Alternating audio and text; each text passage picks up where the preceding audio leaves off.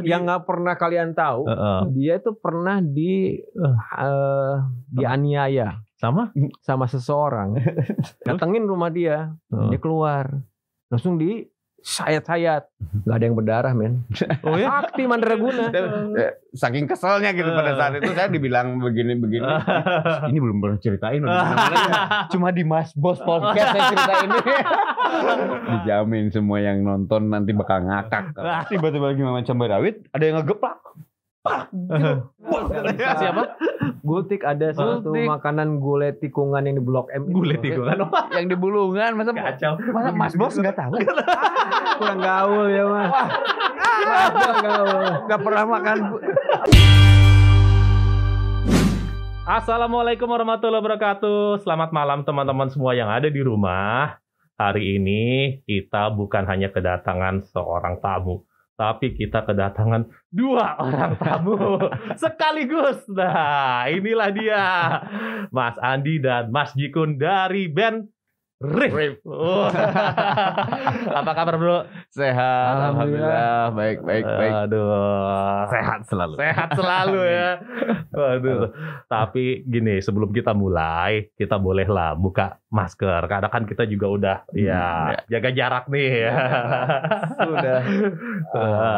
Kelihatan kan gantengnya. Kelihatan topnya. Ganteng, nggak cantik, nggak ganteng. Tapi gini ya, Bro. Gua ngeliat Wikipedia lu umur udah 52 tahun ya. Wih, 25. 27 tahun yang lalu saya 25. Begitu ya. Aduh, gila. Tapi penampilannya kok masih muda terus ya? Ya, itulah akibat resiko As long as I got rock and roll is forever young. Nah, itu kita selalu memegang pepatah itu. As long as we got rock and roll, we are forever young. Katanya gitu ya. Jadi rock and roll terus. Happy terus, bikin senang terus. Ya, usia boleh nambah, tapi jangan kebawa jadi cepat rentak juga dengan ini. Tapi spirit, tenaga kita tetap harus muda terus gitu ya. Tapi baju jadi sama terus ya, kelihatan badannya dari dulu zaman gua waktu pas dulu tuh pertama kali tahu Riff sampai sekarang begini-begini doang. Yang ini juga sama-sama aja di begini-begini doang lah. Nggak tambah gemuk, nggak tambah kurus ya. Begitu kayak patung gitu. Itu salah satu keuntungannya itu. Jadi baju awet di rumah, baju yang dipakai dari tahun 97 pertama kali muncul sampai hari ini masih bisa dipakai gitu. Jadi nggak usah banyak-banyak belanja. Aduh, Bro Jikun juga nih ya. Sama ya? Ya, enggak. Ya waktu awal dulu ketemu di album Raja, mungkinnya klipnya saya masih 47 kilo.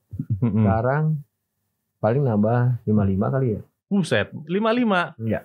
Wah, itu kalau tinju kelas apa ya? Kelas layang, kelas nyamuk. Apa yang beda dari Bro Jikun ya? Tatonya doang kali ya? Iya, untuk mengaktualisasi diri saya sendiri sih mungkin tato ya. Tato ya? Tapi kalau dari fisik, ya begini-begini aja sih. Gitu ya. Sama-sama aja. Tapi kenapa Jikun? Kan nama aslinya Haji Pamungkas. Bener gak? Dulunya saya tuh bukan gitaris. Oh, apa? Basis? Bukan. Arsitek? Bukan. Wah, aku nebaknya bener kan, arsitek dulu kan? Dulu awal banget tuh, dulu waktu SMP SD saya pembuat komik. Oh, pembuat komik? Iya. Komik gambar itu. Dan saya mengidolakan salah satu komikus di Kompas, namanya Dwi Kundoro. Dan KOEN-nya itu saya ambil, saya suka dengan KOEN-nya itu. Kun.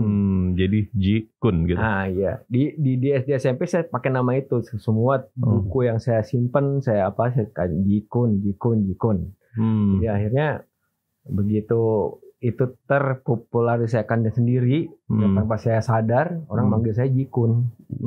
Jadi bukan karena masuk Riff jadi bukan. Jikun. Tapi beda kalau saya nggak tahu cerita itu malah baru sekarang. Oh gitu ya. Jangan-jangan dia bohong lagi, kan?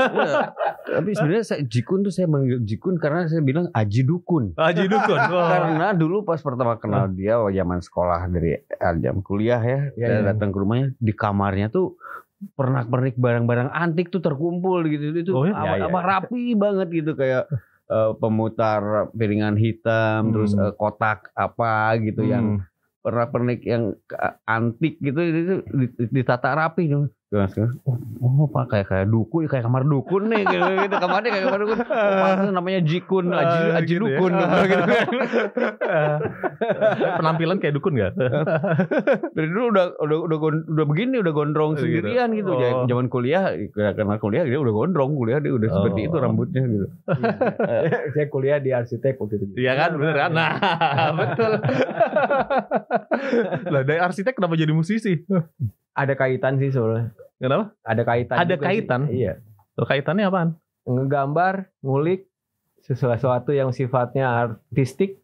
Mengulik di gitar sama juga kan. Jadi tapi begitu saya selesai semua itu kayaknya emang keinginan passionnya ada di musik. Jadi saya larinya ke musik. Terakhir saya menggeluti arsitek itu 2003. Jadi setelah itu ya sempat dimasuk di majalah bareng sama Fajarnya drummer Edani.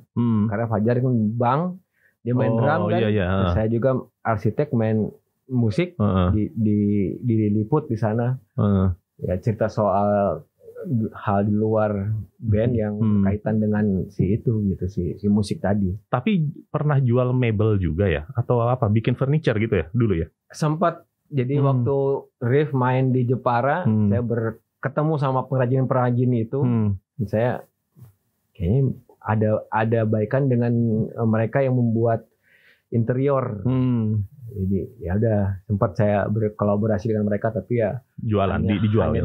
Di sana saja sih sebentar itu saja. Kenapa nggak digelutin aja? Karena sibuk manggung tuh sama dia. Padahal dari jualan furniture bisa jadi presiden loh.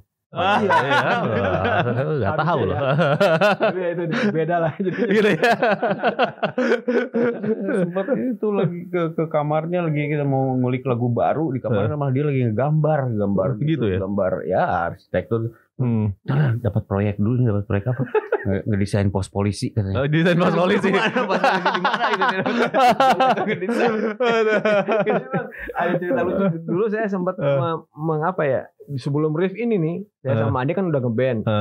Jadi untuk mendapatkan support budget, saya mengerjakan proyek dulu, baru bisa mengerjakan kerjaan main band, latihan atau apapun secara pribadi ya. Ternyata dari sana menghasilkan sesuatu untuk membuat band jadi lebih besar. Jadi ada kaitan, makanya jadi ya lucu juga sih sebenarnya. Ya. Tapi begitu Andi sudah mendapatkan tempatnya sendiri untuk main di kafe ya udah berbeda lagi ceritanya itu. Oh, okay. Terus sekarang Riff gimana nih? Apa kabarnya? Iya, bandnya udah berapa tahun nih? Udah 20 berapa? 7, 5? 2094 ya kita mulai ya.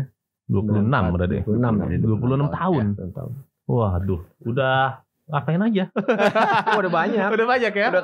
Udah kenyang kemana-mana manggung. Maksudnya kalau di Indonesia hampir seluruh pelosok Indonesia pernah kita datengin manggung ya. Show di luar negeri, di beberapa negara pun pernah kita lakuin gitu. Jadi terus panggung sebesar apa, panggung sekecil apa sudah kita jalanin juga. Kita pertemanan dengan semua musisi banyak, pertemanan dengan IO, dengan sponsor juga terjalin baik sampai hari ini. Ya sudah kaya raya sebenarnya dengan pengalaman, kaya raya dengan pengalaman dan ilmu dalam musik dan area sekitarnya itu ya sudah cukup luas sih kita. Jadi kalau ditanya sudah kemana aja ya sudah kemana-mana untuk sudah kemana-mana dari bermusik sih ya. Sabang sampai Merauke udah semua. Terus kemana-mana tuh punya teman di mana-mana pun gitu ya gitu pun. Iya udah kayak begitu ya, sih. Udah sampai Inggris segala katanya rekaman. Ya, di Abbey Road. Sempat manggung juga di Canadian Music Festival, di Fête de la Musique Perancis, di konser di Jepang 2 kali. Di mana lagi aja? Itu udah ya udah pernah ngelakuin itu semua gitu sebetulnya ya. gitu. Suka dukanya udah suka semua lah gitu. Tapi yang di Abbey Road gimana? Udah rekaman satu album, satu lagu kah atau? Ya, ini juga ada ya hal yang menyenangkan dan disayangkan gitu ya. Menyenangkan karena kami bisa bukan bisa berangkat ke London. Kalau mau berangkat ke London sih kapan aja ya bisa ya gitu maksudnya, tapi kita melakukan hal yang dengan musik kami bisa berangkat ke sana untuk memproduksi sebuah album di sana dan rampung diselesaikan hingga mixing mastering di sana, tapi ya sangat disayangkan album itu sampai hari ini belum bisa dirilis gitu ya. Wah, kenapa? Kan ya Jikun mungkin. Nah, gimana? Bang Jikun gimana? Kenapa nggak dirilis? Ya itu tadi mungkin tidak ada kesepakatan dari akhir pembicaraan ya di 2016 awal antara manajer, antara produsernya sendiri dan kami tidak bisa ada kesepakatan lah. Jadi apa akan dilanjutkan nanti karena mereka tidak mencapai target.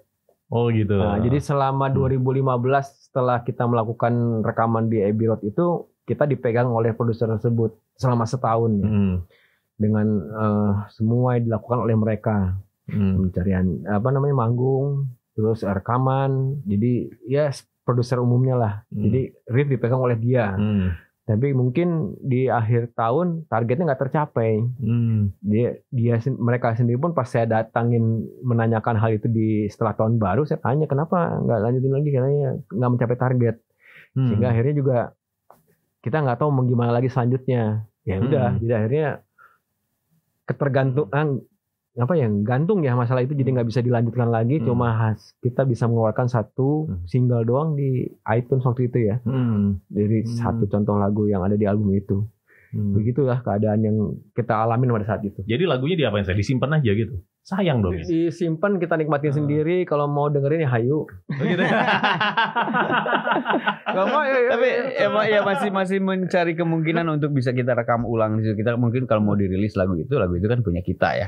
Saya dan teman-teman di Riff yang menciptakan lagu itu, musik. Mungkin kalau akan dirilis pun kita harus merekam ulang kembali di sini, bukan hasil recording yang di sana itu dirilis. Gitu. Mungkin itu mungkin. Ya.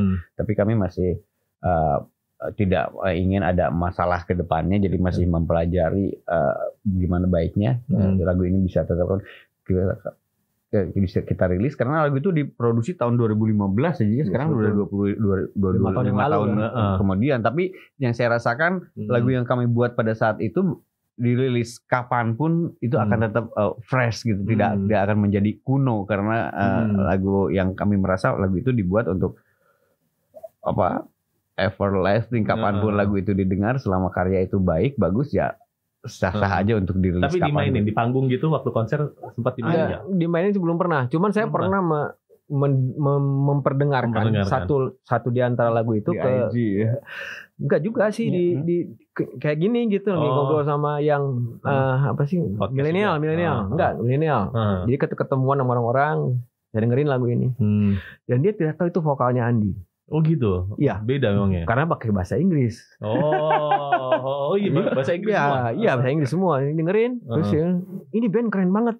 Siapa sih? Enggak saya jawab. Nah, di keep aja udah. Jadi ternyata mereka suka dengan apa yang pernah kita lakukan. Terus ya udah saya simpan. Jadi saya ngomong sama dia, tuh, ini orang zaman sekarang dengerin juga suka.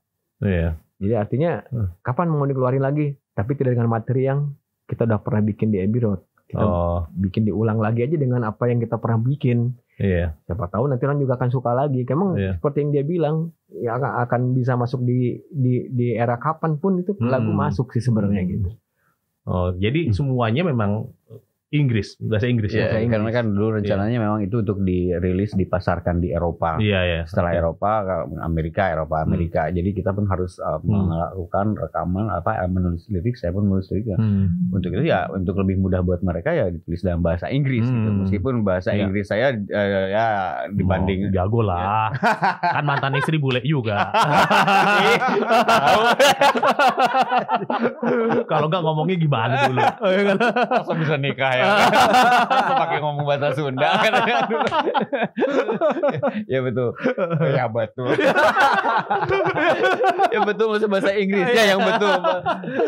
Jadi saya berusaha untuk menulis lirik 8 lagu dalam bahasa Inggris yang untuk dipasarkan di sana gitu, seperti itu. Jadi ya Endless Bright gitu lagunya. Endless Sky. Tapi lagu-lagunya Riff ini kan ada yang judulnya Peter Pan, terus ada band Peter Pan, terus lagunya Raja, ada band Raja. Ini kok bisa bolak-balik gini, gimana sih? Siapa yang niru siapa sih?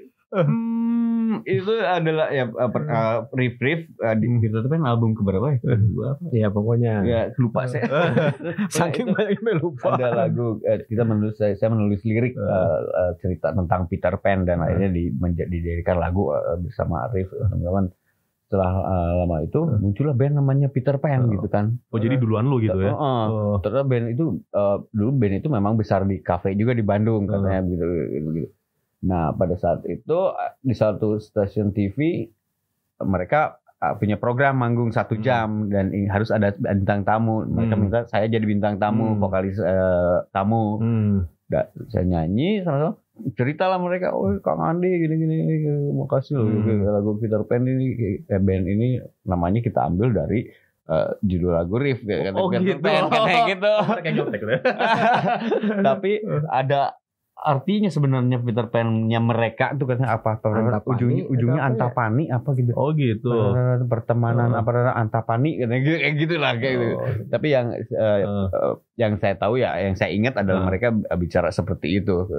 Kalau Raja juga begitu berarti nyontek. Raja pun itu masih ingat waktu itu di Citos Ciamplas Ciwok Ciamplas Bandung ya waktu itu. Mereka main sebelum kita. Terus vokalisnya juga ngobrol-ngobrol dan mereka belum besar pada saat itu baru muncul dan ya ngobrol gitu. Aduh Kang, gini kita band kita terinspirasi dari lagunya Riff nih Raja. Jadi menginspirasi juga ya. Kok band yang pakai nama lagu ke kita dua-duanya jadi band besar. Tapi ada juga loh yang terinspirasi selain band. Itu salon Lutuye. Itu Lutuye itu ada salonnya tuh. Itu jangan-jangan terinspirasi juga dari lagu lu ya. Iya benar juga sih. Ya.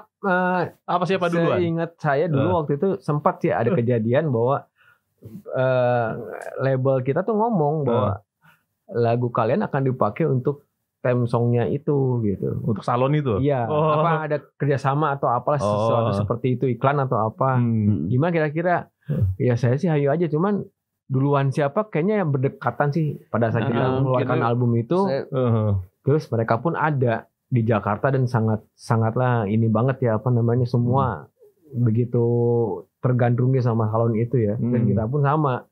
Jadi kayaknya tapi nggak ada kesepakatan di perjanjian. Tapi dapat ada itu. Karena sebenarnya lirik lagu itu dan judul lagu itu kenapa saya kasih judul Lotuye. Sebenarnya Lotuye itu pada saat itu memang kata Lotuye itu lebih populer di kalangan anak-anak muda Bandung, Jakarta tuh pada saat itu yang kayak Lotuye gitu-gitu. Misalnya kayak Lotuye kayak bukan salon lah itu. Jadi bahasa bukan bahasa slang, bahasa pergaulan anak-anak muda pada saat itu. Dan pakai hacim juga gitu. Lotuye hacim gitu enggak? Hacimnya enggak ya? Beda lagi gitu. Jadi kayak orang nggak setuju dengan pernyataan seseorang pasti dibilangin lu tuh ya kayak orang dulu tuh begitu. Jadi saya bilang ini jadi lirik lagu lucu juga gitu. Terus kenapa pakai hacim tuh? Haci. Suara bersin, orang suara bersin beneran gitu. Oh gitu. Jadi saya menulis lirik itu di bis tour. Pada satu riff lagi tur dari antar kota lah di Jawa Sumatera zaman dulu tur kita tuh masih pakai bis. Kalau kota-kotanya berdekatan gitu kan, satu kota pindah ke kota lain pakai bis. Saya duduk di belakang krunya riff gitu. Dia mungkin kena flu atau apa, dia bersin terus haci gitu. Berisik banget sih kamu. Terus waduh dia lagi flu, saya takut nular nih, kalau nular saya kena flu lagi, saya nggak bisa nyanyi. Padahal belum ada corona dulu ya. Belum ada.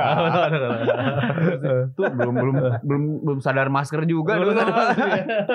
Ini tuh masih banyak kota nih, saya nggak mau ketularan. Kamu pindah jauh-jauh dari saya, pindah ke depan, saya nggak mau ketularan haci kamu gitu.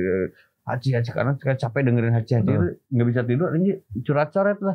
Haci.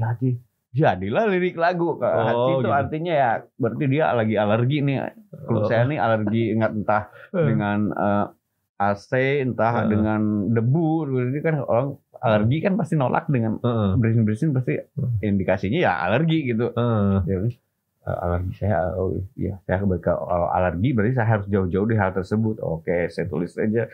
Saya tingkah lu kok bikin gue haci, gaya lu bikin haci, lo haci gue kok jadi ikut haci-haci gitu. Jadi itu coret-coret itu. Artinya saya alergi nih ya sama orang. Alergi sama siapa? Saya harus jauh sama orang yang bikin alergi. Tuh yuk gaya lu keren, tampang lu keren tapi otak lu kagak lo pakai kayak gitu aja. Saya alergi sama orang yang keren, gayanya keren tapi ngomongnya ya ternyata geblek, ini orang bodoh banget gitu kalau dia ngobrol kayak gitu. Saya alergi sama orang-orang seperti itu kayak orang cuma gaya doang, cuma nafsu doang tapi otaknya nggak ada isinya kan kayak gitu. Jauh-jauh jangan seperti itu gitu. Itulah inti lirik dari Load to Yes. Jadi dari Hachim aja bisa jadi sebuah lagu ya. Gila ya. Aduh, bisa aja. Tapi ngomong katanya ini juga ya, jago silat juga ya. Tadi ya. Enggak. Pernah ikut Wiro Sableng main film ya? Ya, film terakhir saya adalah Wiro Sableng. Saya di situ berperan sebagai Dewa Tuak. Dewa Tuak itu adalah praktekan dong. Nah, satu jago silat, satu dukun. Ya dulu ini apa dan berapa? Dan lain-lain. Terakhir berhenti itu resign itu dan 2. Dan 2. Iya. Silat. Dan 2 ya silat. Dibilangnya kalau mungkin dalam tahapan ini bilang dan 2 tapi dalam pencak silat adalah pelatih 2. Jadi dulu saya aktif sejak memang dari kecil sih, dari SD saya sudah dimasukin sama orang tua, udah belajar masuk silat gitu, keluar masuk lagi, pindah inilah keganggu sama sepak bola, suka sepak bola, ganggu lagi suka main sepatu roda zaman gitu. Zaman dulu akhirnya mulai serius pada saat SMA hingga kuliah. Mulai serius kuliah saya bergabung dengan pencak silat tenaga dasar di Bandung. Asalnya itu namanya Kateda. Kemudian berpecah menjadi beberapa aliran. Saya ikut aliran pencak silat tenaga dasar. Sebenarnya saya hanya untuk fit badan aja gitu, badan fit ya. Badan fit. Terus satu lagi sebagai laki-laki harus bisa bela diri. Gitu, jadi bukan buat menjadi jagoan atau apa ya, harus menguasai ilmu bela diri ya untuk jaga diri sebenarnya seperti itu. Ya itu satu saya terakhir saya satu perguruan ya sama Kang Yayan Ruhian. Oh, yang gondrong. Kang Yayan serius itu saya melenceng main band. Silatnya tinggalin. Nah, tapi gimana Mas Jikun tuh? Itu di silatnya itu pernah diterapkan nggak di band situ untuk mukulin teman-temannya? Ada kejadian. Iya ada kejadian beneran. Tuh gimana? Pernah yang nggak pernah kalian tahu. Dia tuh pernah dianiaya sama seseorang karena masalah percintaan. Ini anak di band gini, band juga bukan di luar. Ini jauh sebelum Rif. Jadi gua tuh masih main dengan dia tuh masih band amatiran di kampus-kampus. Ada yang tersinggung sama dia, intinya gitulah. Datengin rumah dia, dia keluar, langsung sayat-sayat, nggak ada yang berdarah men. Oh ya? Sakti Mandraguna. Oh gitu. Jangan-jangan nggak kena lagi.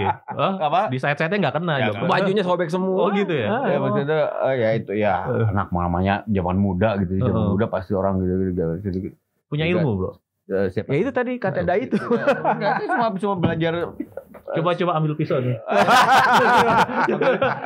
Sama ini tibon apa sirloin.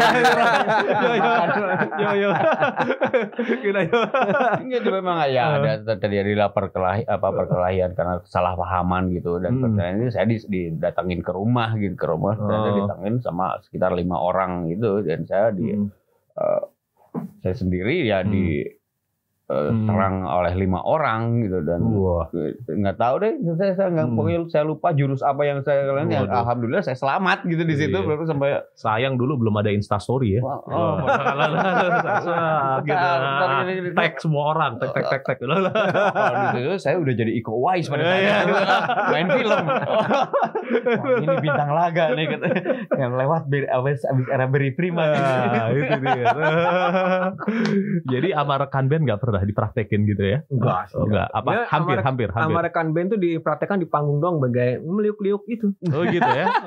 Jadi ada beberapa waktu dulu ada apa ya pendapat orang ini flamboyan banget ya. Itu saya itu sampai mungkin masih muda ya, emosi masih ini. Lagi perskon di Hard Rock Cafe, perskon album kedua atau apa itu. Terus ada salah satu wartawan yang tiba-tiba berdiri, ini band keren gini-gini, tapi saya kurang ini sama ada perkataan yang nggak enak dia, vokalisnya ini melankolis sekali, karena flamboyan, sangat flamboyan sekali, jangan-jangan kayak gitu, dia ngomong gitu. Saya bilang, aduh, saya pikir saya lentik atau apa gitu. Langsung keluar Inggris. Saya sendiri nggak ngerti saya di panggung seperti itu menyanyi. Tapi kalau Anda bilang saya lentik atau apa, bisa kita buktikan. Saya undang kamu ke panggung sama saya berdua aja. Diam nggak naik dia. Gitu. Oh makasih Mas. Saking keselnya gitu pada saat itu saya dibilang begini. Ini belum pernah ceritain. Cuma di Mas Bos Podcast saya ceritain ini. Itu dia tuh. Jadi wartawan itu saya tantang ke atas panggung Hard Rock pada saat itu karena preskon siang-siang. Saya tantang ya. Ini Hard Rock Cafe. Hard Rock Cafe Jakarta, masih di Sarinah pada saat Sarinah ya.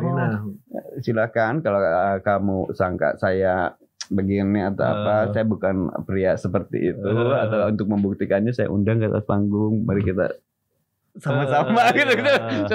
Sambil ketawa-ketawa, semua ngakak dan oke Kang Andi. Ya itu hanya guyonan yang bikin segar aja suasana perskon gitu. Tapi kalau ya pun ditonton saya sih akan nerima gitu. Iyalah, dan 2 gitu loh. Aduh, dan 2 gitu. Sekarang sudah lupa. Udah 50 berapa usia? 25. Iya, tapi enggak, masih penasaran saya kayaknya sama rekan band tetap ada pernah berantem pasti. Berantem sama rekan band seperti apa? Rekan band itu maksudnya siapa? Band antar band atau band gimana nih? Katanya sama drummernya pernah gimana? Oh itu ya. Dengar gosip. Gosip yang sebetulnya gimana Mas Jikun tuh? Apa ya?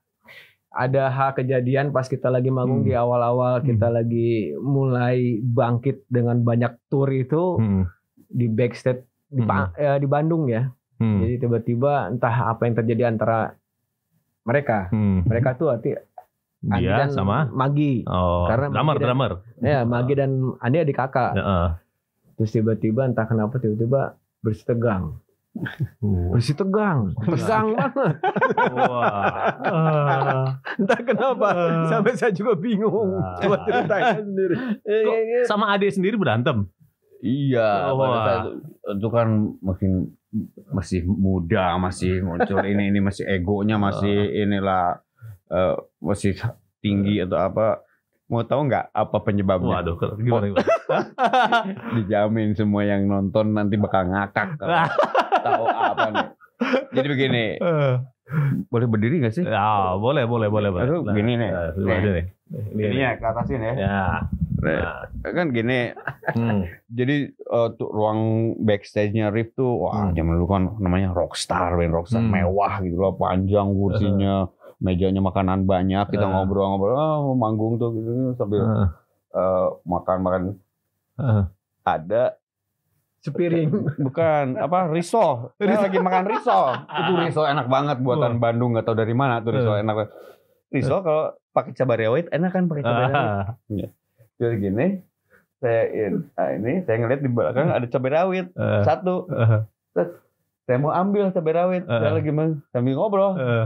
Tiba-tiba lagi makan cabai rawit, ada yang ngegeplak. Pak, gitu. Wah, kaget. Si Magi ngegeplak. Ngegeplak tuh maksudnya, gue mau ambil tuh cabai rawit, gue main ambil aja gini. Dia ngegeplak, saya refleks. Risolnya saya lempar, saya geplak yuk, bak. Gara-gara itu, dia pak, ayo pak, pukul-pukulan. Dia bilang gara-gara cabai rawit. Gara-gara cabai rawit. Iya. Apalagi gara-gara risolesnya ya. Iya. Untung risolesnya udah habis. Untung cabai rawitnya nih yang belum. Gara-gara itu, ya kan kaget orang, refleks dipukul, gue balik mukul, dia dipukul dia nggak terima, malah mukul lagi, akhirnya lupain tuh cabai rawit. Yang penting saya udah dipukul. Gue mesti pukul dia juga dong. Kalau pukul ya saya pukul juga. Saya nggak pikir dia adik saya gitu pada saat itu. Karena kalau udah di band saya tidak suka ngelupain dia adik saya. Dia lupain juga saya kakak saya. Kita adalah partner gitu. Tapi kalau mukul, refleks mukul, bak-buk. Akhirnya bener bak-buk sampai ke pintu keluar tuh. Kita gebuk-gebukan beneran. Gitu ya? Ya itu sebelum manggung. Manggungnya jadi tapi? Tetap. Loh, cuman aneh. Oh gitu. Iya aneh lah rasanya. Jadi makanya saya nyanyi nggak pernah ngeliat ke drum, ke belakang nyanyi ke gitu ya. Dia gini, kalau aku ngeliat ke belakang pasti gini makasih. Tunggu, tahun berapa itu? Sekitaran lah. 99 kali ya. Di mana? 98 kali ya. Sabuga Bandung. Wah, itu kalau ada yang itu punya videonya tuh pas lagi live tahun 99 itu tuh sampai di halau semua orang ada di sana, jadi cuman security pun sampai misahin sampai karena gitu kita sama keluar saya sampai ditarik security, dia ditarik security sampai apa kami ngomong tetap ngomong semua panitia dikeluarin dulu semua. Jadi gitu. Internal banget. Itu gara-gara cabai rawit. Ya, gara-gara. Aduh. Itu agak lama untuk mendengin mereka ngobrol lagi lah. Oh gitu. Karena sampai sebulan. Ya saya nggak ngomong-ngomong. Hanya gara-gara cabai rawit. Kenapa nggak dibeliin lagi cabai rawit? Bukan di situ masalahnya. Enggak. Kita udah inisiatif beli sendiri. Gila nih kayak gini. Jadi kita tinggal satu rumah, mungkin ada satu kotak cabai rawit, Andi satu kotak cabai rawit, Magi. Aduh. Ya Gi ya bener kan Gi. Kalau Magi nonton nih ntar sama Igi kan gitu kan kejadiannya Gi. Sorry my brother. This my brother. I love you pokoknya. Udah dulu. Aduh. Itu sebulan panjang loh gitu. Sampai kalau pergi kemana saya minta pesawat duduk jangan sebelahan sama dia. Mobil dia pun begitu gitu. Kita tinggal satu rumah. Kalau saya ada di rumah dia nggak pernah pulang ke rumah. Kalau dia ada di rumah, saya nggak pernah pulang ke rumah. Gitu. Jadi nggak mau ketemu. Kucing-kucingan, udah terus. Begitu ya, gitu ya Mas Ikun ya? Iya. Oh. Ya saya termasuk yang bergaul dengan Andi Magi lama kan. Dari awal sebelum itu udah bergaul. Jadi mendinginkan keadaan itu agak lumayan susah juga. Jadi berapa lama totalnya sampai mereka? Sebulan lah. Sebulan ya? Ketemu lagi dengan keadaan bahwa mereka emang nggak harus melupakan itu ya, nggak penting juga sih, nggak penting show gitu loh. Sebulan ya kayak gitu ya, padahal satu rumah ya. Ya akhirnya diselesaikan akhirnya berpelukan gitu ya. Sorry kayak teletabis dong ya. Gara-gara cengek nih. orang Sunda bilang cengek bukan gara-gara cengek nih kita kayak begini. Kacau. Tapi gini, Mas Andi, Mas Jigon, coba kita lihat deh. Kita habis ngelihat tadi ceki Instagramnya Mas Andi ini. Coba kita lihat ada apa nih. Wah, kita cek nanti Mas Jigon kita cekin juga nih. Aduh, happy birthday my son. Wah, terus lagi ada apa lagi nih? Waduh, terus lagi. Loh, ini coba balik. Ini apa nih? US Army ya? US Army ya. Wah, udah masuk tentara sana ya?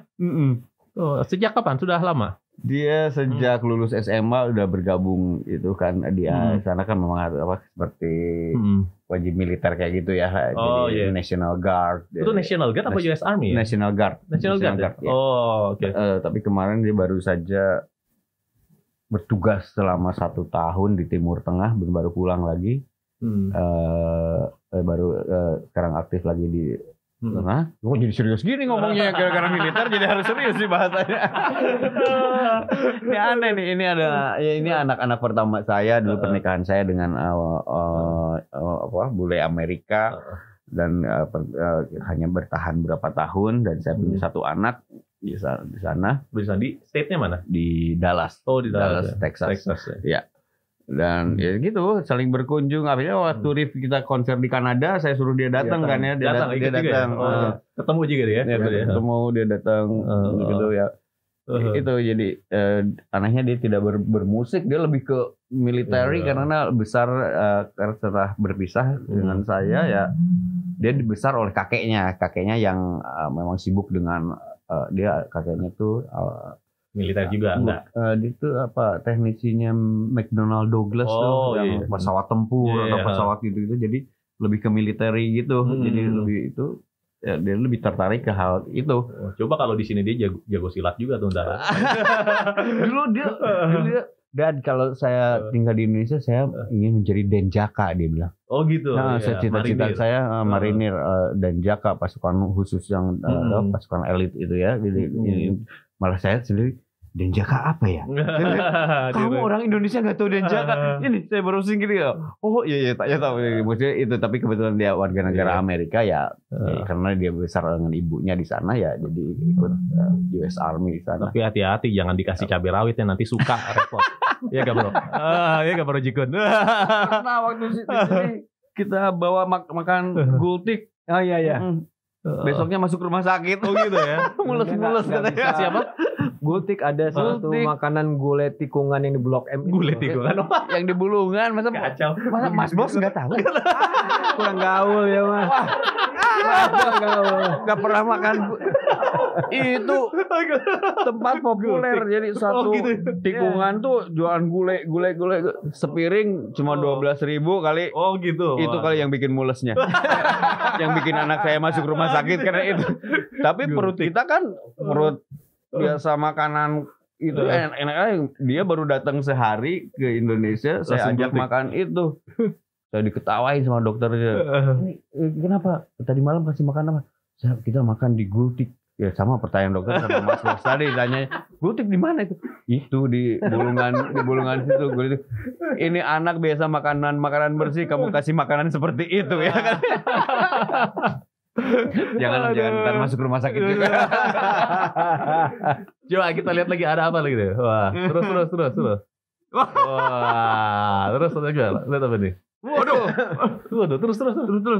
Waduh, ini lagi nih. Wah, ini gawat ini. Gimana Bro Jikun? Ini kok sukanya begini terus sih foto-fotonya nih. Soal ini sih memang ada kaitannya sih. Gitu ya? Ini soal ini nih.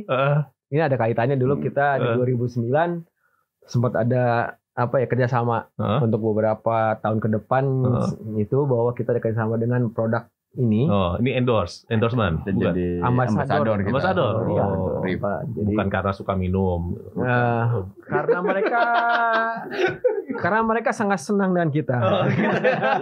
Karena kita suka minum produk mereka. Yang gua ada bolak-balik terus. Itu Riff dan Coil pada saat itu. Tunggu balik. Nah, itu Jack di Sparrow. Bisa ngelawak juga dia, Bro? Bisa. Biasa itu. Gitu. Jadi dia kalau ada nama acara apa namanya yang kayak itu komedi situasi, mau kita udah pasti mengalahkan. Oh gitu ya. Pelawak-pelawak gitu karena kita harusnya masuk Sri Mulat. Cuma saya nggak bisa bahasa Sunda, bahasa Jawa. Saya jagonya bahasa Sunda sama bahasa Inggris. Jack Sparrow ada-ada aja deh. Coba lanjut. Wah, manggung nih terus. Wah, manggung lagi. Nah, ini apa nih?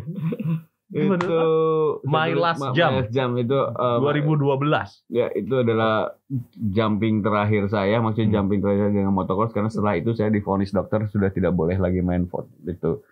Karena setelah itu saya harus itu adalah hobi yang sangat menyenangkan, tapi gara-gara itu saya harus operasi tulang belakang 2 kali. Oh ya? Dan itu menyakitkan. Dan itu cuma dia doang, gue juga menyakitkan. Jobnya hilang. Jadi gak bisa manggung. Iya. Sampai sempat manggung. Maksain. Saya manggung pakai kursi roda, diantar ke pakai kru gitu ya? ke atas panggung, dinyanyi pakai harus turun lagi gitu. Itu lagi gitu.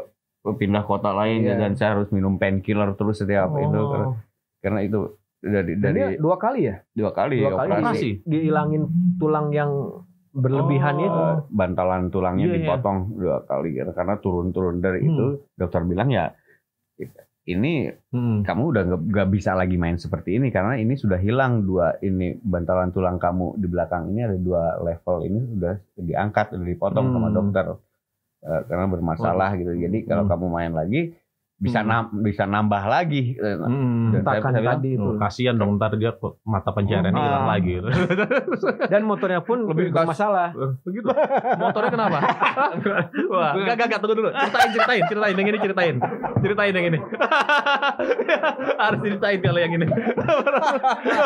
Bukan motor yang ini yang motor kesayangan. Enggak apa-apa. Ya, tapi ceritain aja. Nah, jadi ya setelah kejadian ini kan akhirnya kan harus akhirnya kan dikurangi lah. Dokter bilang kan kamu pulang ke rumah, motor ada berapa di rumah? Ada 5. Saya bilang, saya ada yang special engine, enduro untuk saya pencinta banget motocross pada saat itu kan. Yang kecil, yang 50 cc, yang 65 itu ada. Jual kata dokter. Kenapa dijual dokter? Untuk bayar saya operasi kamu. Karena kamu udah nggak boleh lagi main ini. Saya jualin lah ini motor. Istri saya juga bilang jual udah, kalau ada terus kamu mau main lagi nanti terus jebret kena lagi ini. Operasi lagi. Ya gimana sih, salah satu dijual itu yang dijual ke rekan kita lah dari band di Bandung. Terus ternyata sampai hari ini nggak dibayar. Waduh, tunggu, band dari Bandung kayaknya Peter Pan Bandung bukan? Bukan, pokoknya itu Raja apa? Bandung bukan? Coba cari di Google. Apalagi ya band dari Bandung ya? Banyak. Yukem Bandung. Wah, tapi bukan. Apalagi kelupaan kali, nggak apa-apa sih. Gitu. Andinya udah ikhlas kok. Gitu.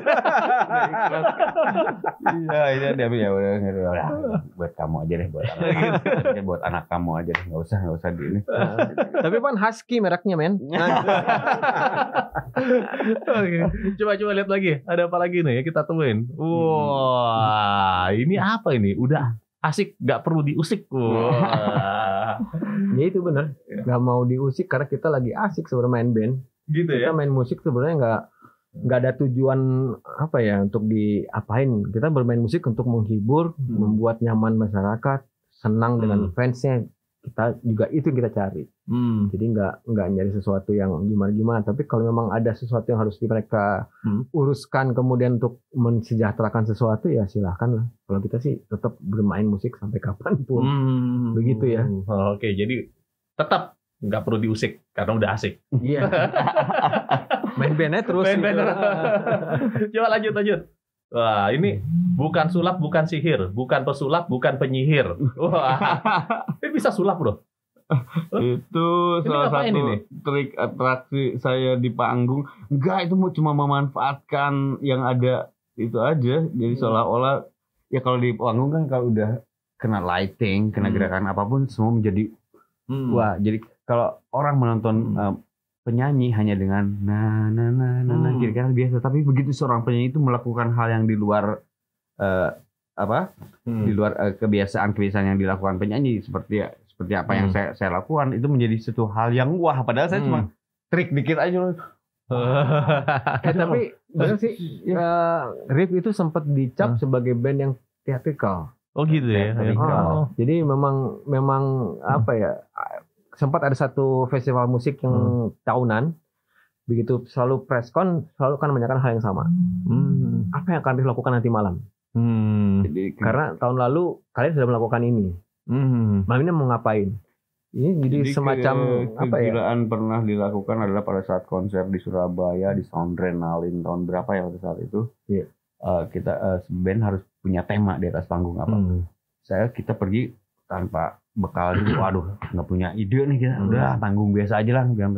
Tiba-tiba siang-siang saya punya kepikiran, pada saat itu lagi banjir lumpur Lapindo lagi menggila tuh lumpur itu kan, banjir lumpur di Sidoarjo Surabaya sebelah sana itu. Seperti itu, jadi saya pikir apa ini lagi bencana, sebuah bencana juga buat masyarakat di sana gitu. Jadi saya ingin mengangkat sesuatu hal, sementara di sana lagi bencana, tapi kita di sini main musik lagi party dengan orang-orang yang bahagia dengan musik. Jadi saya ingin mengingatkan kepada para audiens yang datang gitu, di luar sana sih ada saudara-saudara kita yang masih lagi tertimpa bencana. Jadi saya dengan apa yang buat saya angkat, saya adalah beliin perahu karet. Saya bilang beliin perahu karet gitu. Buat apa Andi beliin perahu karet? Ada, saya mau bikin trik nanti. Kalau sore itu saya brief semua kru dan semua security di depan barikade itu.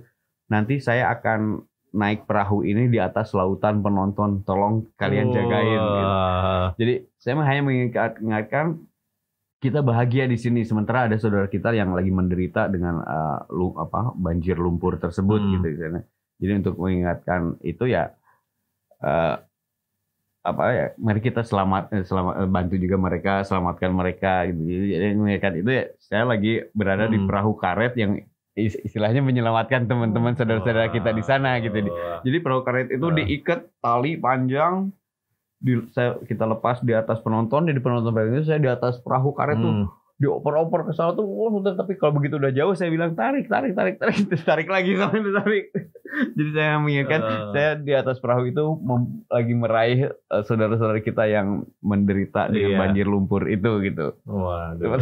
Jadi artinya walaupun ngeband tapi tetap menyampaikan pesan, pesan positif di situ ya. Jangan dibilang musisi rock and roll itu ya seruntulan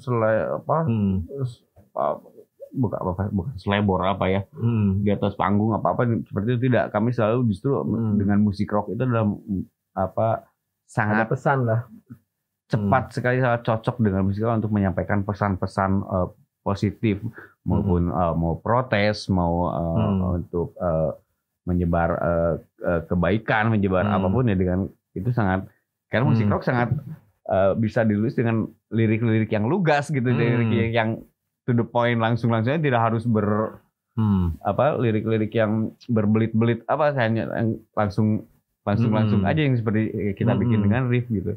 Gimana Mas Jikun, ada pesan-pesan dari ini musik-musiknya atau lagu-lagunya Riff itu yang bertemakan misalnya untuk membangun kesatuan bangsa, untuk membangun sesuatu yang positif untuk bangsa? Apakah memang lagu-lagu Riff itu dituliskan untuk hal itu juga? Ada sih gitu. Ada. Jadi kita mau pada saat kejadian yang kerusuhan tersebut tahun 98 ya. Kita membuat satu lagu yang ingin membuat fans kita tuh agar nyaman, tidak terpengaruh, tetap dalam keadaan positif, tetap dalam keadaan baik-baik semua. Kita menyatukan satu lagu dengan tema yang lirik yang Andi buat, saya bikin gitarnya juga. Jadi lagu satu ya? Satu itu ya cerita tentang satu ya. Saya tulis adalah hanya ada satu rasa di sini, hanya ada satu warna di sini. Kita sama jadi satu di sini, tidak ada beda antara kita gitu. Nah itu seperti itu. Jadi ya satu, artinya satu ya kita semua warga Indonesia ini ya bahasa daerahnya lain-lain, bahasa warna kulitnya mungkin ini rambutnya lain-lain, tapi kita adalah satu, orang Indonesia, kita harus bersatu. Tapi karena kita curiga, karena kita semua sama gitu. Dan pesan itu masih sangat relevan saat ini ya. Alhamdulillah saya pikirnya masih relevan. Saya pikir bukan saat ini, sampai kapanpun akan. Sampai kapanpun ya. Karena lagu itu menjadi lagu pemersatu buat bukan hanya fans Riff ya, buat semua yang mendengarkan lagu itu buat. Tapi katanya Riff juga nulis lagu tentang korupsi, tentang anti korupsi gitu loh. Ya, ada juga. Ada. Saya menamakan lirik lagunya, judul lagunya Johnny Esmod. Johnny Esmod tuh tokoh aja sih, tokoh aja fiktif atau apa? Ya, maaf aja kalau namanya Johnny ya, bukan artinya, tapi karena saya sangat kata Johnny ini sangat enak nih saya nyanyiin gitu, saya bilang gitu. Gitulah. Esmod tuh dari plesetan dari Esmod kan eksekutif muda kan? Kalau Esmod eksekutif modis ya, itu seperti itu. John Esmod tuh eksekutif modis, jadi ceritanya tentang seorang eksekutif yang bergaya hidupnya ya, dia masuk ke suatu ruang, ke suatu hal yang membuat dia menjadi merasa luar biasa, dan dia bisa melakukan apapun sampai akhirnya dia kepleset gitu. Ternyata untuk mempertahankan kebahagiaan, kesenangannya dia dengan hal yang dia lakukan, ya dia mulailah melakukan hal-hal yang di luar yang tidak diperbolehkan gitu. Mulai raih sana raih sini, akhirnya ya pengen terus happy, Johnny pun korupsi ditangkap polisi, Johnny dibui kayak gitu. Jadi pakaian rapi berdasi bergaya selera tinggi Johnny. Aduh, kok jadi lupa? Nulis sendiri lupa. Jadi gimana tuh, coba gitaris saya ingetin tuh. Ya kalau itu bisa di browsing dari liriknya Riff. Tapi intinya Riff ini walaupun ngerok dan tampilnya tadi begini, tapi banyak pesan yang positif yang diberikan oleh Riff, baik dari aksi teatrikalnya maupun di liriknya. Jadi itu menurut saya suatu hal yang bisa kita berikan ke masyarakat, bahwasanya kita bisa berkarya bagaimanapun, tapi jangan lupa pesan positif itu harus terus ada. Satu lagi Mas Bos, ini ada seorang selalu bertanya, Riff punya satu lagu yang berjudulnya Si Hebat. Orang selalu nanya, si hebat apa sih yang dimaksudnya? Si Hebat, sebenarnya lirik lagu itu Si Hebat itu bercerita tentang drugs. Drugs yang pengalaman itu stay away from drug lah, kita jauhi narkoba. Pesan kami yang kita bilang hebat ya, kalau kamu terjerumus dalam narkoba itu memang bisa kamu bikin lupa diri, bisa dia kadang kamu bisa jadi lembut, kadang bikin kalut, kadang apa ya, dia tuh hebat banget loh, bisa ngendaliin kamu loh kalau kamu udah masuk ke dunia itu. Saya tulis seperti itu gitu. Jadi kalau bertanya orang si hebat tuh sebenarnya tentang drug gitu ya, jauhi, makanya narkoba harus sama juga jauh-jauh gitu. Itu pesan-pesan kami untuk sebenarnya menyuarakan itu, mengedukasi masyarakat bahwa jauh-jauhlah dari obat-obatan gitu. Betul. Ya. Kecuali kalau lagi pusing ya. Nah, boleh kan? Iya, mules ya, boleh. Batuk juga boleh dong. Kayak yang haji-haji. Tapi tunggu dulu deh. Tadi kita udah ngulik-ngulik Instagramnya Mas Andi ya. Aku mau ngulik Instagram Mas Cikun. Coba lihat deh. Nah, ada apa lagi nih? Coba lihat. Kita lihat deh. Apa sih Mas Bos? Kita coba lihat. Mana? Ding. Wah, ini milpek. Aduh, ini apa sih ini? Melekpek. Ini coba tolong diterangkan. Saya sendiri juga nggak tahu kenapa dia namanya itu di Instagram. Ini apa ini artinya nih? Jangan dibaca. Jangan dibaca.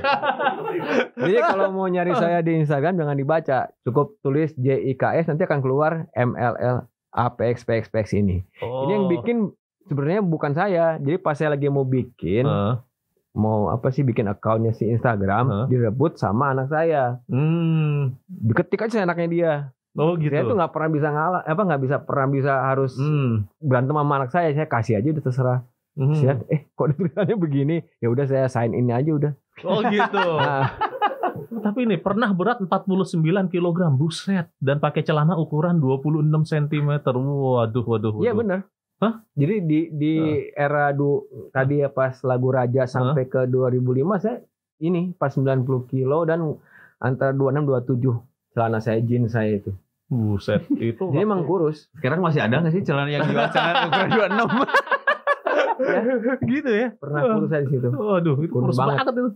Begitu ketemu calon istri saya jadi agak melebar sedikit sih. Oh gitu.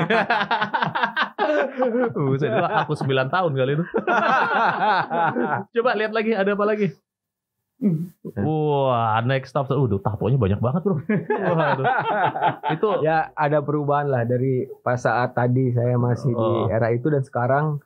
Ini sebenarnya kalau mau tahu kejadian badan saya seperti ini sekarang ini ada ceritanya juga. Oh gitu. Nah, jadi semua itu nggak jauh dari ulahnya seorang gitaris Yukem Ovi.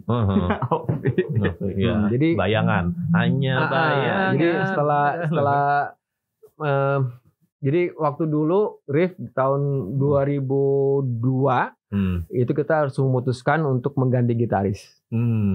Masuklah Ovi. Dan Ovi pada saat itu adalah gitaris dengan paras yang menarik ya. Menarik lah. Putih kayak bule. Saya sendiri pun dulu sempat nonton band dia, terperangah. Wah, bule banget. Begitu masuk sama Riff, bule juga. Bule juga ya. Bule juga. Nah sebenarnya nggak, dia tuh bukan bule, dia orang Sunda. Oh gitu, iya. Itu sepupunya dia, teman saya kuliah malah. Jadi takjub lah ngelihat dia lah. Terus bertato. Dan saya mencekokin dia dengan hal-hal yang sudah saya lakukan di riff ke dia agar dalam waktu beberapa saat dia ngeblend dengan permainan saya. Dia sebagai co-gitaris saya kan, cekokin terus. Terus saya lama-lama kemikir, apa yang saya lakukan untuk dia biar dia bisa nyaman sama saya. Karena dia sudah bertato duluan. Tato dia kan udah ada gambar naga sama gambar apalah gitu. Jadi baru tatoan. Gitu. Saya lakukan pertama kali tato di Bali. Dalam keadaan ya you know lah. Enggak tahu gua. We don't know. Jadi enggak yang mana? Di tangan yang mana yang pertama kali? Di mana sini, ya? Kiri. Apa enggak ingat juga? Iya, kiri kayaknya. Jadi pertama itu saya melakukan hal itu terus untuk membuat surprise ke diri dia lah, ke Ovi. Nih gue juga ditato nih biar seimbang. Begitu kan maksudnya kan? Tapi ternyata keterusan. Enggak keterusan juga. Ovi ngeliatin dia tuh malah ngetawain. Jelek banget lu buat tatonya. Gitu. Masih bagusan punya gua. Oke. Jadi akhirnya setelah penilaian jelek itu saya pulang ke Bandung mengerjakan dengan serius. Dengan seriusnya lagi. Iya. Dan ternyata tato itu kayak semacam candu lah. Begitu tato satu ngaca lagi. Pengen nambah nih di mana ya. Akhirnya jadi ya udah seperti semua. Ini ya. Dan kepenuhan ya udah selesai. Udah nggak ada tempat. Udah nggak ada tempat ya. Iya, tempat yang lain kita nggak perlu tahu lah. Cukup aja lah. Coba lanjut. Ada apa lagi nih? Wah, Jimi Hendrix. Iya. Senang ya Jimi Hendrix ya? Ya, Jimi Hendrix salah satu yang menginfluence dari dulu ya. Dari rekaman dia bunyinya seperti apa sampai sekarang kayaknya masih terlalu abadi buat saya, terlalu karya yang sangat baik buat saya gitaris terutama untuk mendengarkan apa yang dilakukan Jimi Hendrix. Banyak hal yang baru, banyak hal yang kalau belum pernah ngulik gitar hari ini terus mengulik lagu kasih Jimi Hendrix. Om, ini mainnya gimana? Pasti akan menanyakan hal itu karena emang dia terlalu ajaib buat saya sih. Gitu ya. Iya. Jadi pada saat itu kita melakukan hal tribute untuk Jimi Hendrix. Coba lagi, ada apa lagi nih? Nah, coba lagi. Nah, lagi. Nah, balik. Nah, balik dulu. Wah, ini rocker bisa pakai batik juga ya? Itu bukan batik, tato ya. Oh gitu. Itu berarti rocker kalau ke kawinan pakai batik juga ya? Ini apa ya, baju yang dikhususkan untuk hal itulah gitu. Gitu ya? Mau nggak mau daripada dipecat sama keluarga kan. Gitu. Tapi asli nggak kelihatan kayak rocker. Jelas. Berusaha lah untuk dia. Gitu lah. Ya coba terus. Wah ini apa lagi? Wah ini momen yang paling terbaik dalam hidup saya. Setelah saya selama itu saya sebagai laki-laki yang berpetualang. Wah, berpetualang. Dia paling di riff. Jadi riff itu berlima. Saya paling terakhir melakukan hal ini. Oh gitu. Sementara yang lain udah 2 kali. Wah, gitu ya. Saya 2 kali. Ovi 3 kali. 3 kali. Oh gitu. Magi 2 kali. Teddy 2 kali. Ini baru sekali. Ini dia momen terbaik saya. Jadi telat. Jadi orang bilang telat, tapi bagi saya menikmati hal itu. Jadi dari riff begitu profesional sampai 2012, berapa tahun tuh ya? 2096, 94, 2012, lama juga kan? Wah, gonta ganti, wah. Begitu ya. ini itu awal. Akhirnya gitu ya. Berlabuh juga dengan istriku tersayang sekarang ini. Iya. Ini nggak mau ganti lagi loh ya? Insya Allah nggak. Gitu ya. Udah 52 tahun, men. Nggak usah ikut-ikutan kita 2 kali. Gitu ya. Udah cukup. Coba lanjut lagi apa nih? Habis. Wah. Saya jadi saksi loh kayak gini. Iya gitu. Ini jadi saksi. Saya jadi saksinya. Oh. Saksi meringankan atau saksi menyenangkan. Tapi dari semua ini dia pernah ngomong loh. Jadi saya baru tahu belakangan ini karena ternyata pas lagi ada kejadian manggung-manggung bukan riff ya. Jadi acap kali dari sejak 2009 ke 2012 pernikahan itu kita saling melakukan band kolaborasi ya. Memainkan cover version. Nah, Andi pada saat itu mengcover version Bon Jovi apa itu aku lupa. Tapi saya waktu Aerosmith Di situ ada istri saya datang juga, calon istri saya, dan dia ngobrol sama calon istri saya. Dia ngomong bahwa dia itu baik, jadi kamu gini semua ngomong di Ciwok. Dan saya baru tahu, ya, aduh baik banget Andi. Sebagai marketing yang bagus, dapat fee dong itu. Ini produknya saya jual. Tapi ginilah Bro Andi, Bro Jiko. Kita udah sejam nih, nggak terasa ngomong udah ngalor ngidul. Tapi terima kasih banget sudah hadir di Mas Bos Podcast ini. Terima kasih Mas Bos. Seneng banget. Dan tadi teman-teman pasti sudah bisa dengar ceritanya Rif. Wah, udah kesini-sininya kita udah ngulik-ngulik Instagramnya. Tapi tadi yang saya sangat tertarik itu bahwasanya Rif, walaupun tetap kelihatannya ya begini-begini, hahaha, hihi, tapi pesan positifnya itu banyak sekali yang bisa kita serap untuk membangun bangsa ini gitu. Dari semangat anti korupsi, menghindari obat-obatan, dan juga menyuarakan persatuan. Jadi terima kasih untuk Rif yang sudah berkontribusi baik untuk bangsa ini. Semoga bisa membawa perubahan yang baik untuk masyarakat.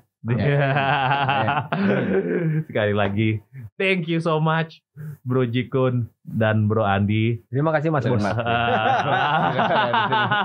Mungkin ada pesan terakhir untuk teman-teman di rumah.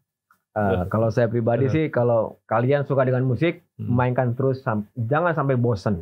Musik itu emang sesuatu yang baik, indah, dan membuat semangat hidup ya. Jadi jangan berhenti sampai hari ini, teruskan, mainkan dengan ada kata lelah, cari lagi inspirasi apapun, jalanin terus semua. Jadi Mas Andi, apa ya? Ya musik hal yang menyenangkan, lakukanlah dengan cara yang menyenangkan. Jangan menjadi musik menjadi sebuah beban yang bikin kita puyeng, tapi bikin kita happy. Itu yang bikin kalian awet muda seperti kita. Itu dia tetap. Terakhirnya 25 tahun. Saya satu angkatan sama Jiko. Gila, 52 tahun masih kayak gini, Bro. Oke, terima kasih semua teman-teman yang sudah nonton di sini, dan terima kasih sekali lagi untuk Rif, khususnya Mas Andi dan Mas Jikun. Sampai ketemu lagi. Wassalamualaikum warahmatullahi wabarakatuh.